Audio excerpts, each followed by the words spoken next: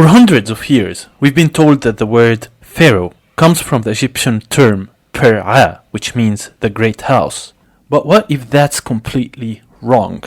That the name Pharaoh in Hebrew Bible and Pharaoh in the Quran might not be derived from the so-called Egyptian Per'a, which means the great house, but from something else, something written in the stones of forgotten Arabian deserts.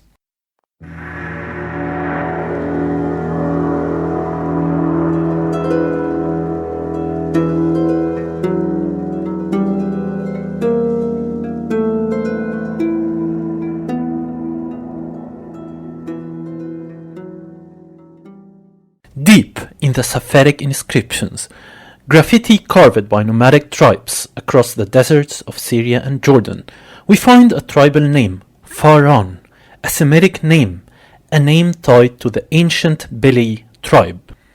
Now, according to both genealogical traditions and archaeological speculation, some members of this tribe may have migrated to northeast Egypt around the 13th and 14th dynasties, a time when Egypt was unstable and foreign tribes were slipping into power. Among them, one man stands out in later Arab memory, Al-Walid bin Mus'ab bin Faran, a tyrannical ruler linked in Arabic sources to none other than the Pharaoh of Moses. So how does a name like Faran become Pharaoh? This is where the magic of linguistics and cultural blending happens. Semitic names, when absorbed into foreign systems like Egyptian, often take a local phonetic and morphological traits. So Faran, add the guttural ayn, add the suffix aun or an to reflect regal or plural style. The letter n or nun in Arabic was sometimes used as well in the names of some ancient Egyptian kings like Akhin, Aten, or Si'in, Usret. Keep in mind that the root Fa-Ra was used in the names of some of the ancient Egyptian kings. So when these tribes came to Egypt, and some of them became even kings on the northeast part of Egypt, especially Delta, they sort of Egyptianized their name. They used the root Fa-Ra together with their original name Faran, so it resulted in Pharaoh.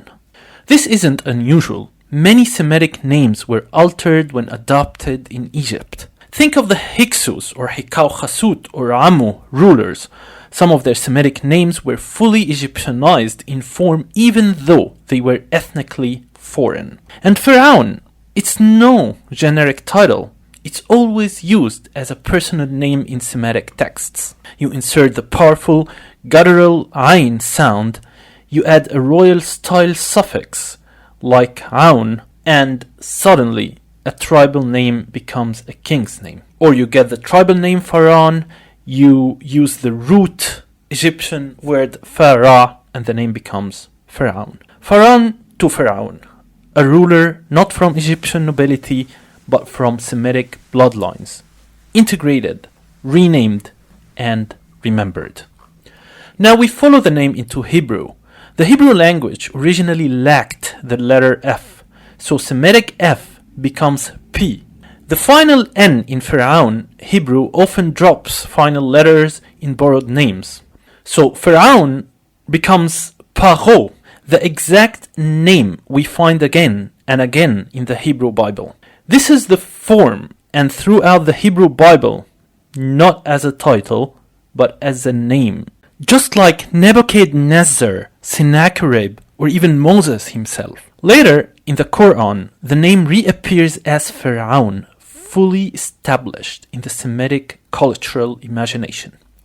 Most textbooks say Pharaoh comes from the Egyptian term Per'a, but let's be honest, this doesn't add up. Let me break down the issues with that theory. It was a palace term, not a name. You wouldn't call King Charles the Buckingham. No known Egyptian king in the Middle Kingdom is referred to as Per'a as a standalone name.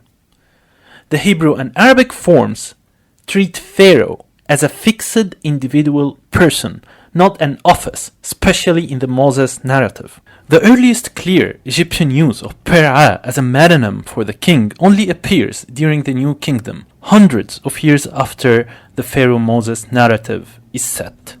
The first time the term Per'a appears before a king's name was in the 21st dynasty, before a king's name called Siamon, Per'a Siamon. And the first time it was used as a title for kings was in the 22nd dynasty for kings Sheshonq III and Osirkon III and a couple of other kings. But even those kings were not originally Egyptians, and that's again hundreds of years after the Pharaoh and Moses narrative. So we're left with a term that doesn't match the grammar, the timeline, or the Semitic usage.